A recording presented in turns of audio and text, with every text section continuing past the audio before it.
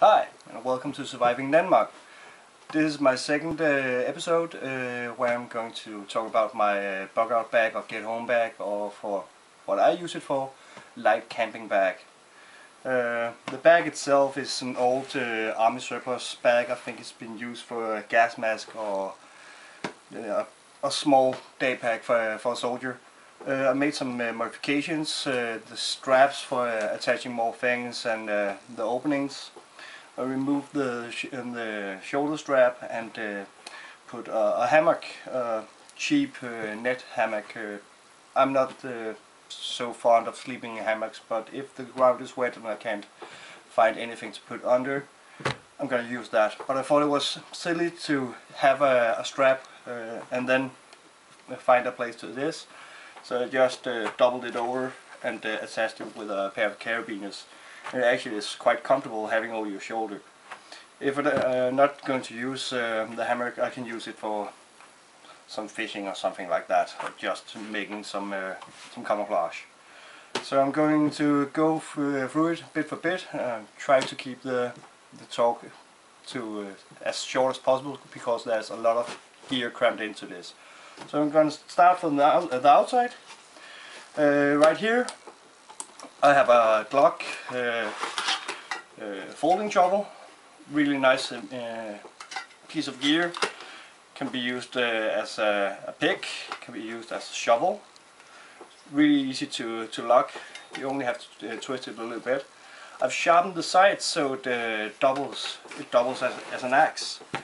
And it's extremely tough. I've cut down trees with this. It falls out to an okay, not impressive length, but well, you can do something with this. I've seen folding shovels that only become this big when extended. On top of that, if you remove the cap, inside is a small saw, and you put back on. Put the end cap on, and then you have an extra saw. It's not the sharpest in the world, but it's quite easy to sharpen with a small file. I really like this one, and it's extremely durable, even though the handle is made of some kind of plastic. Really nice piece of kit. I can only recommend this. There's a lot of folding shovels, but this is the best that I've tried ever. Underneath it, here, I have a homemade bivvy bag.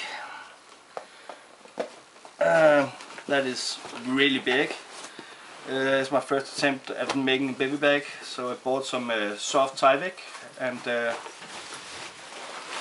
yeah, there's plenty of room. There's room for at least 2 people comfortable in it.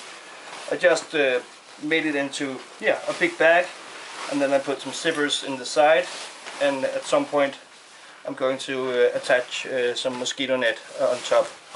But this is I think it's about 1.5 meters across, and it's just roughly 2 meters long.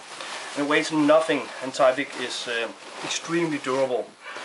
I really like this material because it's breathable and really waterproof. So I can't wait to get out in some really bad weather and try this out. I only tried it once and it was nice weather. So one of the first things I would use when I get out in a situation, I would put on my Paracord bracelet.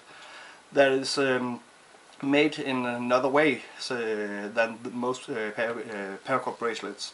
There's the almost obligatory opening with the whistle, but if I open, if I can find it, this little nut, pull the string out and then give it a good yank. I have 3 meters of paracord in like 2 seconds. Most paracord bracelets you have to fiddle around for a couple of minutes if you have frozen fingers or it's just really worn. Most of the time you need tools to open a paracord bracelet. So this is my go-to for last minute string or cordage. What else would you have? On the outside is a backup LED light. It's a really cheap one. I think it's about 20 kroners or something like that. It can be put on a belt, on a loop. It's even got a small magnet right here, so you can attach it to something metal. And it's not blindingly bright, but it's more than enough to put up camp. And it runs on 3 AAA batteries, and as far as possible I only use AAA batteries in all my gear, so if one of the important things needs some power, I can just loan it from one of the other things in the back. That was what I had on the outside. Let's open it up, and it's, as I said, it's really crammed full. Here in this small bundle I have, let's see, roughly 25 meters of paracord, woven in not the exact same way as the bracelet, but in a way so I can get it really fast and it never tangles up. I know this looks like a mess, but it's because I've woven it 2 times in the same way. I learned it from my granddad, and he called it a survival rope, and they used it in the firefighters when he was a firefighter. And if you open it the right way, that is, you can just by pulling it once. Let me see if I can figure this out on camera. I can't. In one good yank you can open this up, so you can see I have this bundle and I just pull. Oh, I've triple tied it. Haha. I think I'm gonna make an entire video of this so I can show it off, but this is the best way I've found to store any kind of cordage, because it doesn't take a lot of room and it never gets tangled. That is, if you can remember how to take it apart. And well, it's kind of messed up right now. So nice example. Let's see, what do we have? I have a backup platypus bag, 1 liter. Doesn't take up much room. It's quite durable. When I've boiled water, I can put it in here. Of course, not directly. It has to cool down a little bit, but I can use this as a heating device if my sleeping arrangement is really cold. Then I can put warm water in this and put it down my sleeping bag or whatever I have, and in the morning I will have nice cold water and a more comfortable sleep. For getting clean water, so I don't have to boil everything, I have a live straw. There's a lot of talk about which water purification straw that is the best. I know there's stuff that's smaller and better than the live straw, but I chose this anyway because of one important reason, and that is that the company that makes it is a goodwill corporation. So for every live straw you buy, you make sure that one school child in Africa gets an entire school year's supply of clean drinking water. They make these in bigger versions, and that way the kids in school can get clean water and a better life. So for the price of 1 live straw, you give a year's water for a child in Africa, and I think that's worth it, especially because it's really cheap. You get bored with water after a short while, so I have something here from some military rations. It's just some energy drink powder, but it's nice to have along, especially if you get tired. You get a bit of a sugar boost. As I mentioned in my earlier video where I showed my EDC, I also mentioned that I'm a filthy smoker, and of course I have a small packet that's been chewing gum in this, but it's quite waterproof, and there's room for, let's see, 7 cigarettes. Around the package I've wrapped around 5 meters of duct tape. You can always use duct tape, and some bicycle inner tube that is really good for starting fire if you can't find proper kindling. Then I have a small dry sack. There's nothing in it, but I think it's good to be prepared if you empty out the bag and you have to put some of the stuff somewhere else, or you can use it to collect mushrooms, edibles, or even tinder for the fire. And it's a really small package, and it's not a big bag, but you can easily shove a lot of gear down in a bag this size. It's a normal camping dry bag. I think it cost me around 30 kroners or something like that. So cheap and manageable. Then I have my homemade tarp. There's a lot of really nice tarps on the market, but being a cheap bastard, as me, I decided why not try to make my own. So for around 300 kroners I got enough to make the bag, a compression bag for my sleeping bag, and a 3 meters by 3 meters tarp. Just sewn 2 pieces together, sewn all the edges, bent it over itself 3 times, and instead of putting metal eyelets or something like that in, I put strong elastic bands you use for clothing or pants directly on it. That way I hope at least I can avoid using bungees and stuff like that. So instead of putting a bungee onto the eyelets or the cord here, I can just use this. And it's really strong. It's stronger than is in most pants. And it weighs practically nothing. This is silk nylon, so and ripstop. And on purpose I didn't take the lightest I could find, because I also wanted to use it quite some time. It's a very small package, and in the package I also have, it's not bank line, but this string can hold around 100 kilos, and it's quite visible, so I won't trip over my own cordage. The reason why I chose orange is that I'm not trying to hide from anyone. If I'm in some sort of trouble, I probably want to be found, so orange was the way to go for me, and it's a new black. This knife is mainly for fun. It's my granddad's knife for cutting carpets, but it gets ridiculously sharp. Never found a knife that's better for stripping the bark of wood, or small pieces of wood, and it's really good for making kindling. And it's scary looking, so if you pull this out, sometimes people get really scared of this, even though it's really small. And on the plus side, it doesn't lock, and if it did that, it would be illegal in Denmark. Next up would have been my Mora knife, my Bushcraft Black, but for some reason I've misplaced it just today, so I can't show you this, but most of you know what a Mora Bushcraft Black looks like. It's a really good knife. There's a lot of talk of, oh, it doesn't have a full tang and you can't tongue with it. I have a tongue fine with it. You just have to use your common sense and say, am I going to split an entire piece of wood with it?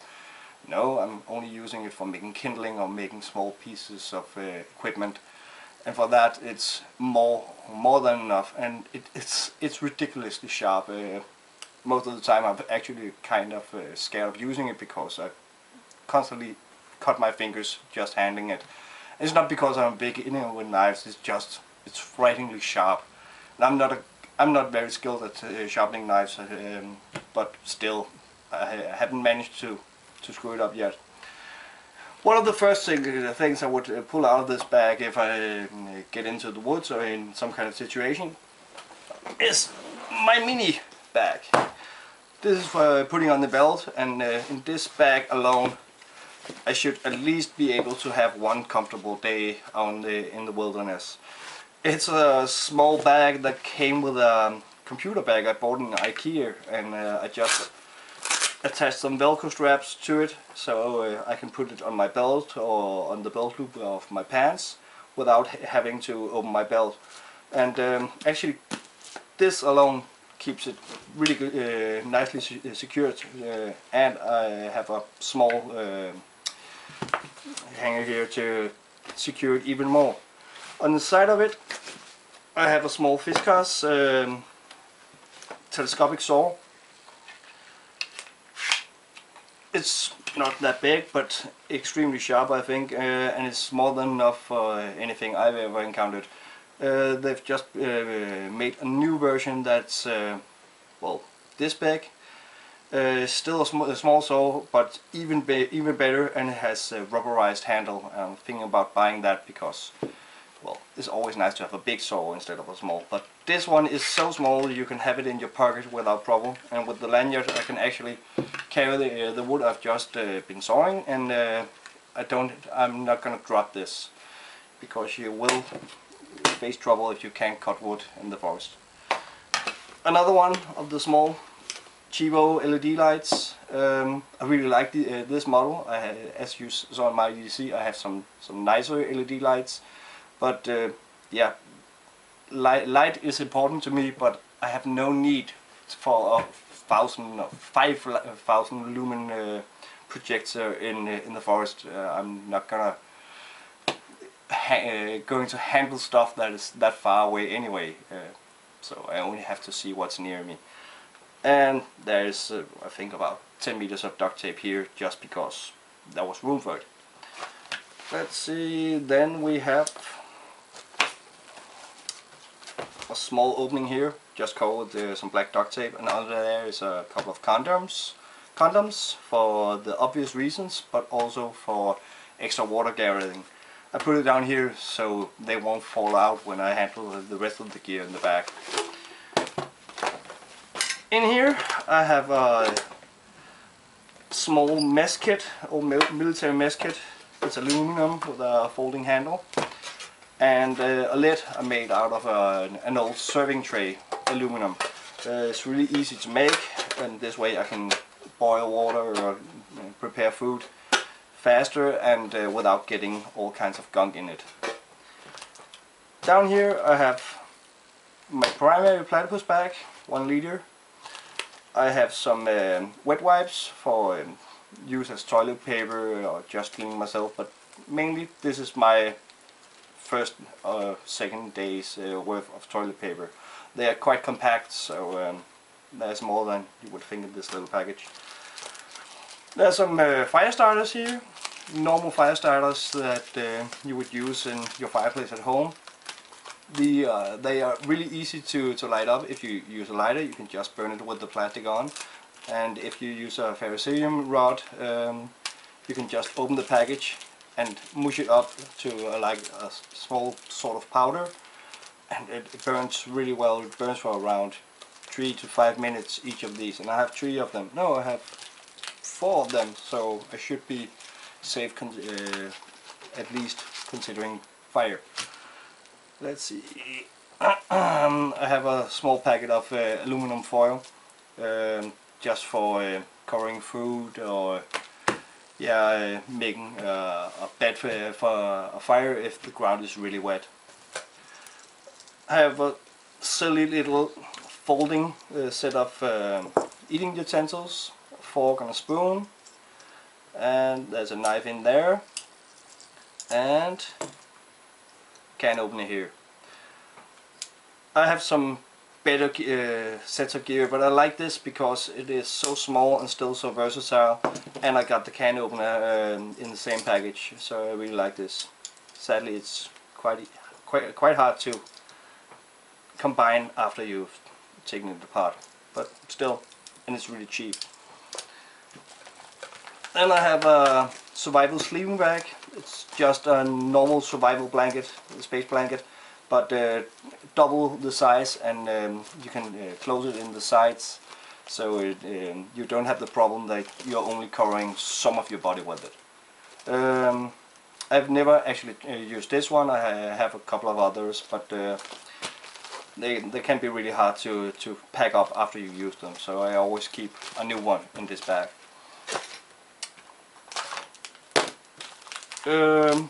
Some granola bar, muesli bar, just for keeping the worst bit of hunger away. They can keep you satisfied for at least a couple of hours, and that's peanut butter and chocolate in, and who doesn't like that? So some extra fire making, a very small lighter, and I normally always carry 2 lighters on my person, so this is just extra. A small packet of spices, my own spice mix that I use on most of my food anyway, so I just took a bit in a mini Tic Tac pouch and secured it. Tastes really good. And the main food source in this package is some flat pack noodles. There is enough here for 2 big portions of noodles, at least in my opinion. So at least 2 big meals should be here.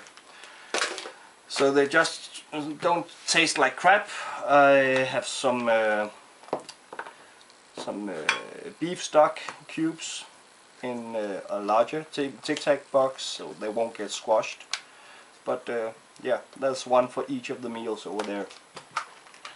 In this I have an extremely small first aid kit, just with a pair of band-aids, some painkillers, some antihistamine, another brand of painkillers, and that's about it, because if I'm in bigger trouble than this, hopefully have my bigger bag along, or I can get help, I hope. But you can do a lot with duct tape and a torn up t-shirt, so this is enough for my normal uses when I'm in the forest. And knock on wood, I've until now been really lucky and only had small bruises and cuts, so I never had use for anything more major than this. In this I have some safety pins, a big needle with some wax thread. It's good for repairing most of my gear. I used the same type of cordage for constructing most of the bag. A nail clipper with a small file, because there's nothing more annoying than being in the forest and ripping your nails or something like that. And I can use it to cut other stuff, of course, as well. And in here, if I can get them out, there's a couple of earplugs. I can't get them out right now, mainly because I'm a really fast sleeper, but it's really annoying to get woken up because of a strange sound for some animal or something like that. So yeah, always remember your earplugs. And of course the mess kit that I can use for boiled water and making the noodles in, and preparing other kinds of food. But it's also there for containing all the other bits and stuffs. The second thing I would pull out is a pair of work gloves. They are not waterproof, they are not shock resistant. They're just some cheap leather work gloves with a bit of insulation in, and a carabiner so I can hang them on my belt so I don't lose them, so I don't drop them on the ground and forget everything about them. They are important so you don't cut your hands when you're making firewood or handling hot food, stuff like that. At least I think it's really important to protect your hands. If you can't use your hands, then you are screwed. For sleeping, at least if I don't have my sleeping bag, it's gonna get cold just using a baby bag and the clothes I have on. So I have a small homemade hood that covers most of the face, covers my neck, and keeps me really warm. And this is just normal fleece that I made into a hood. And it makes me look like a bandit, which is sometimes good. Oh, what do we have left? The bigger first aid kit. As I said before, the small black bag is just for if I really am in trouble. In here I have quite strong LED light that I've attached a small piece of a bicycle inner tube, an elastic band, so I can use it as a headlamp, and that would be really nice, especially if I'm injured, so this way I have light. This is some relief cream. It's good against if you have touched some kind of plants that annoys you, mosquito bites, all kinds of irritating stings and bites. And there's also some antiseptic stuff in it, so if you already scratched your mosquito marks, they won't get infected. It's really good. You can get it in most chemists in Denmark. A bunch of band-aids, some of this, more light, I love lights, a packet of small knives, hobby knives.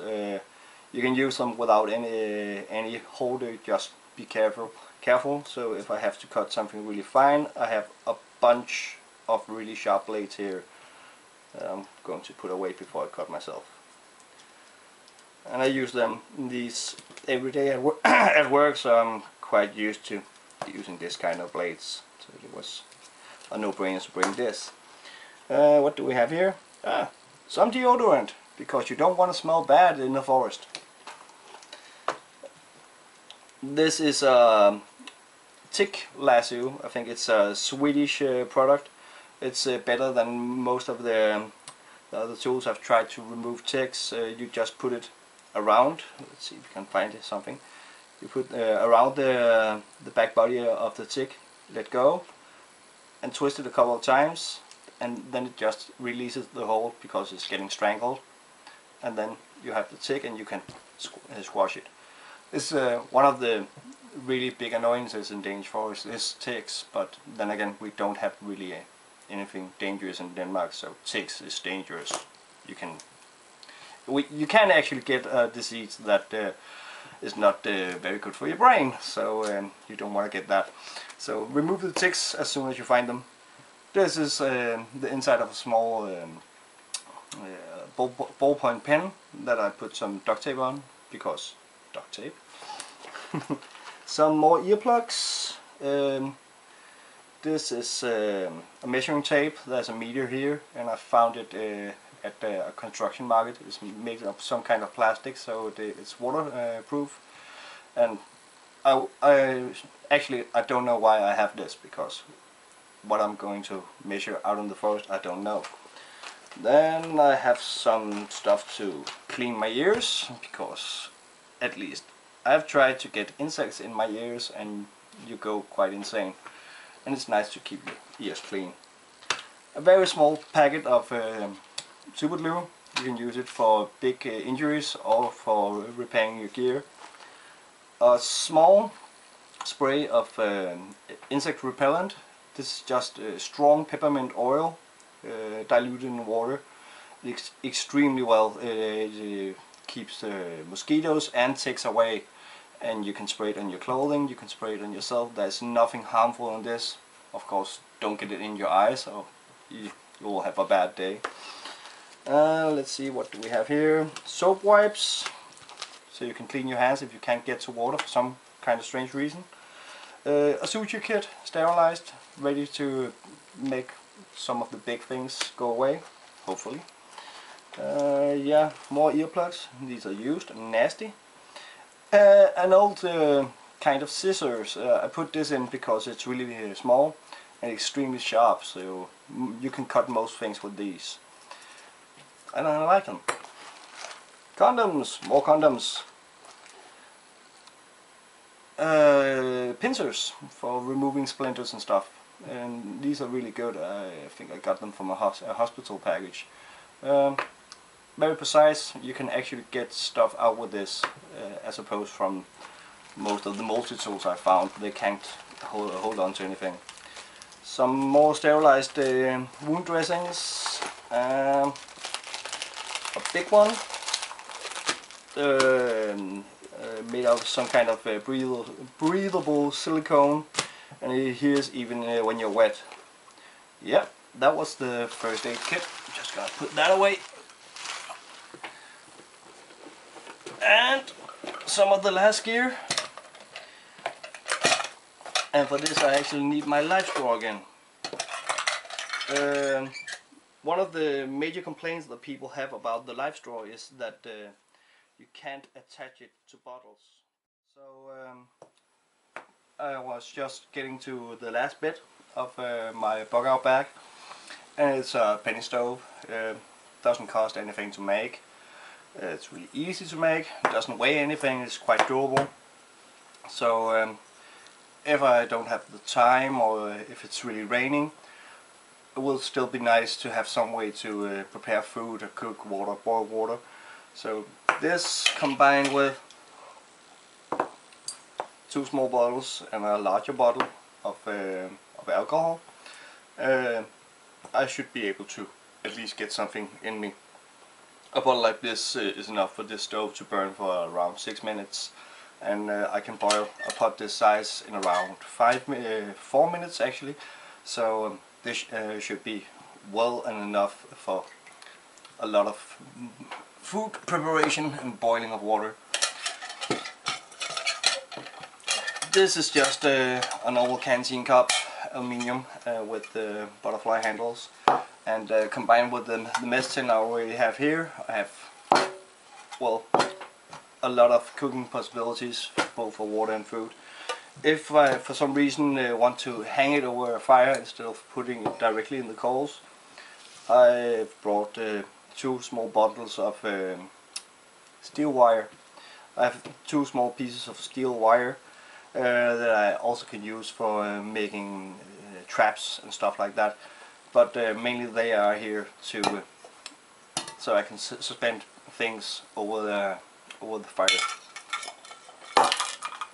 So then for sharpening my knives, I have what's it called, fældekniven, DC4, has a diamond plate on this side and some kind of ceramic on this side.